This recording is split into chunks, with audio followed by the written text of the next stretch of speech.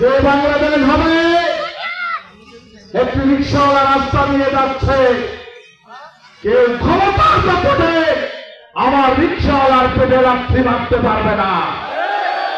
আমার দিনমজুর কৃষক সে বিচার প্রাপ্তি হলে বিচার তার বিরুদ্ধে যত সমাধান হয়ে দেখতে হোক, ইনসাফপূর্ণ ফয়সালা যদি কৃষকের পক্ষে যায়, আমরা সামান্যতম ইনসাফের পর খেলাপ করব না। ইনশাআল্লাহ কৃষকের পক্ষেই আমাদের রায় যাবে।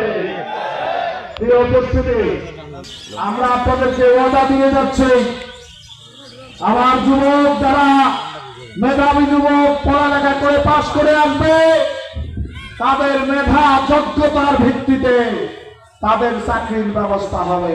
হাতিবান্ধ প্রোগ্রামে বাড়ি পাল্লার এমপি থাকবে, এখানে কোন অফিস আদালতে 1 টাকার ঘুষ বাণিজ্য হতে দেওয়া হবে না, হবে না, হবে না।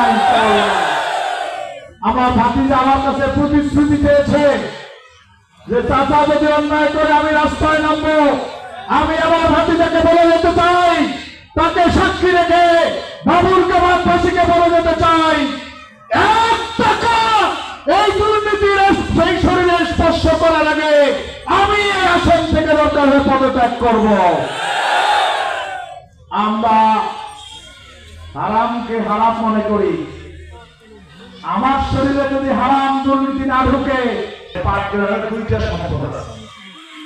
একটা হচ্ছে 3 বিঘা করিডোর দহরা মাধ্যমে, আর একটা হচ্ছে আমাদের 0 পয়েন্ট বুড়িবাড়ি স্থলবন্দর। আপনারা জানেন যে স্থলবন্দর 5টা দেশের সাথে যোগাযোগ, বাংলাদেশ, ভারত, নেপাল, ভুটান এবং চায়না। বাংলাদেশের আর কোন স্থলবন্দর নাই যে 5টা দেশের সাথে যোগাযোগ।